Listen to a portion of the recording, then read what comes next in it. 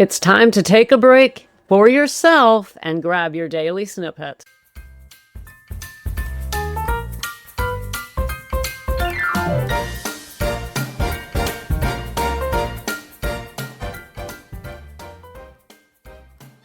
Hello, gals, and welcome to The Sober CEO, a segment of sober living snippets directed specifically at online businesswomen. That's right, entrepreneurs building their businesses online, silently struggling with alcohol. I'm Becca Jacobson, and you have arrived in Snippet Land, where we learn how to live alcohol-free so we can heal our relationships, our bodies, our minds, our souls, and our hearts, and build the lives that we know we're capable of building without leaning on alcohol.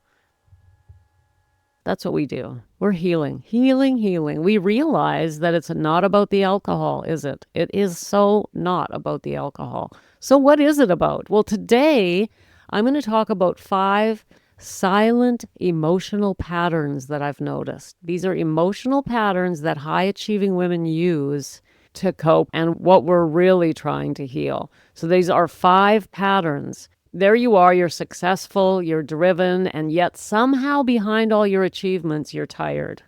You're tired of pretending, tired of waking up promising yourself you'll cut back.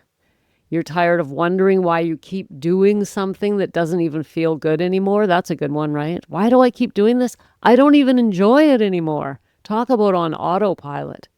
If you've ever asked yourself, why can't I just stop?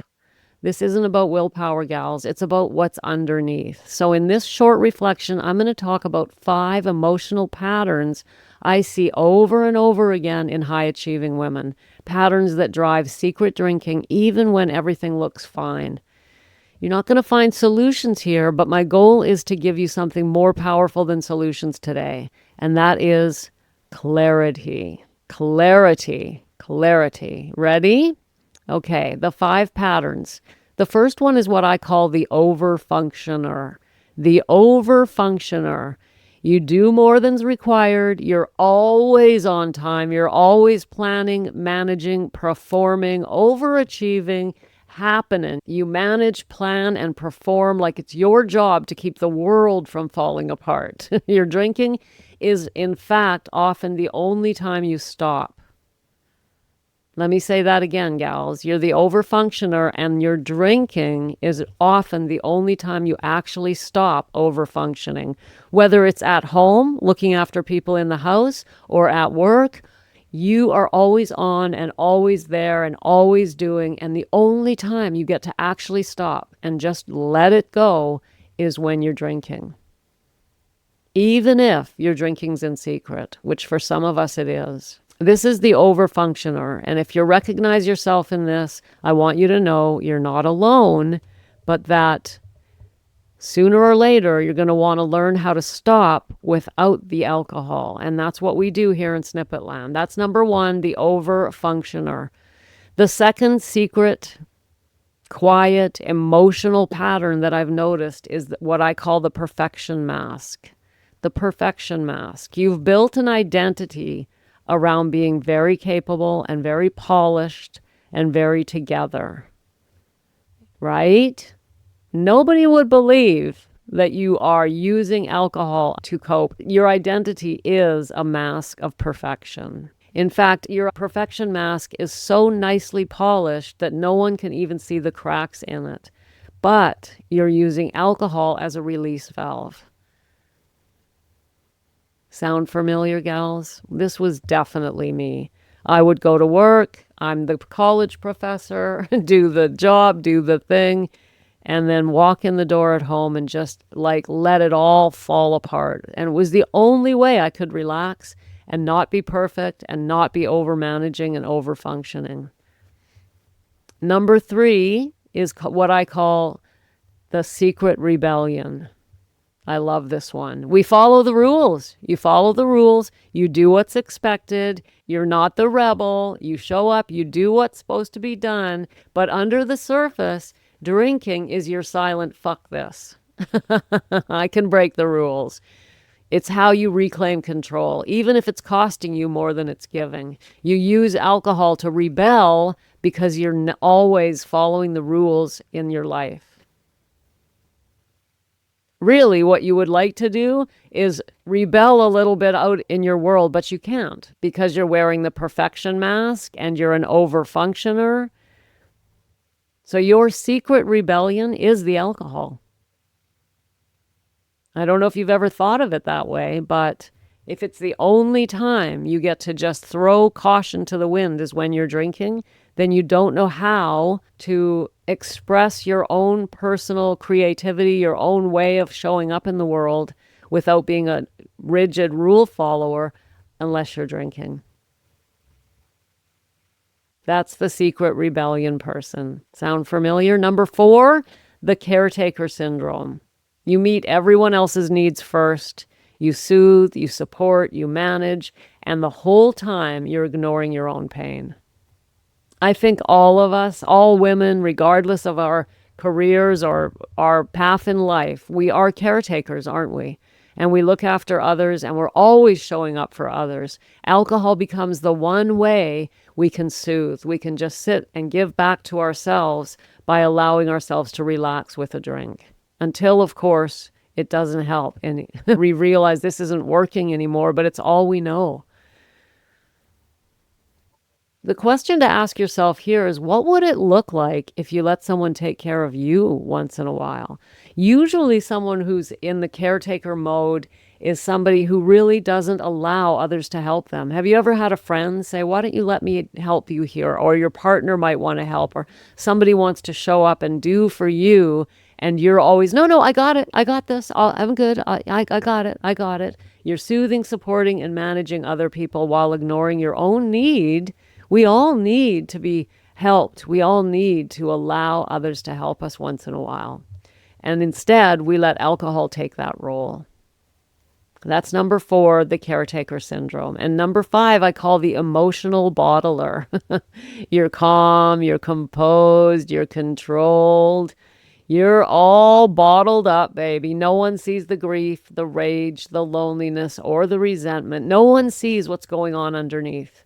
You're emotionally bottled until you drink. Drinking numbs these emotions that feel too risky to release. When we're building, we don't have time for emotions. We don't have time to fall apart. We don't have time for anger, sadness, fear. I remember during the many, many years that I was trying desperately to get over alcohol, one of the things that I wouldn't do was face emotions. In fact, I remember one of the many therapists I had, I said to him, I'm afraid that if I start crying, I'll never stop. I was so bottled up. It was bizarre. And the only release I could get was from alcohol. If you're not willing to feel your emotions, you're living in a private hell. And yeah, it feels like alcohol is helping us release them. It's the one and only time that we don't feel that tense, tight feeling in the chest, in the stomach, in the heart. It's that final moment when we can just let it loose. But this is not helping. I'm sure you know that. I know you know that it's not helping. You know that it's making things worse. When we bottle up emotions, they get frozen in our energetic bodies. And these emotional wounds will stay there until we learn to release them. Releasing emotional wounds is one of the things I'm best at. It's what I help women do. And when we release these emotions, the freedom we feel is so intense that we no longer even need alcohol. Now that's real and true freedom. But if you're just reaching for the bottle, you'll never get there. So gals, those are the 5 silent emotional triggers that I'm seeing high-achieving women using. If you're out there building your business, helping other people, and struggling with one or more of these 5 silent emotional triggers, where is it going to land? Sooner or later, alcohol is going to take over your life. That's what happened to me. I held it together for over 30 years, but eventually, alcohol takes over and takes us down. For me, that was hitting a massive and painful, agonizing bottom in 2018. Listen, you don't have to hit a bottom. You can come out of this gently and rationally and release these emotions, get past these silent emotional triggers, and learn to live free and build the business you were meant to build and help the people you were meant to help. So one more time, here they are. Number 1, the overfunctioner. You're overfunctioning and using alcohol to support you. Number 2, the perfection mask. Looking pretty polished on the outside, but don't look on the inside. Number 3, the secret rebellion. Following all the rules and blowing out with alcohol. Over drinking is your way of rebelling and saying to the world, you know what? I don't have to do things your way. I can do them my own way. Number 4 is the caretaker syndrome, looking after everyone except ourselves. And number 5, the emotional bottler. I really believe that number 5 is the worst. It will ensure you are living a life of pain and suffering, silently, quietly, all alone. Gals, if you're building that business, I want you to be free because the people you were meant to help need you, and they need you at your best. If you recognize yourself in one or more of these silent patterns, I want you to know this. You're not weak, you're not broken, you're just doing something really hard without the kind of support that actually works for a woman like you. You haven't taken the easy path. And if you find yourself turning to alcohol for support, you are not alone. And that's why I created something extra just for you. It's a private video called The Truth About High-Performing Women in Alcohol. And it's exactly what I wish someone had handed me back in 2018. You can get instant access via the link in the show notes. And I'll see you there. And I'll see you also next Friday for another episode of Sober CEO here in Snippet Land. Have a beautiful weekend, everyone. I'll see you on Monday. Thanks for popping in. Be sure to come back tomorrow so we can keep your head on straight. Sending you buckets of love.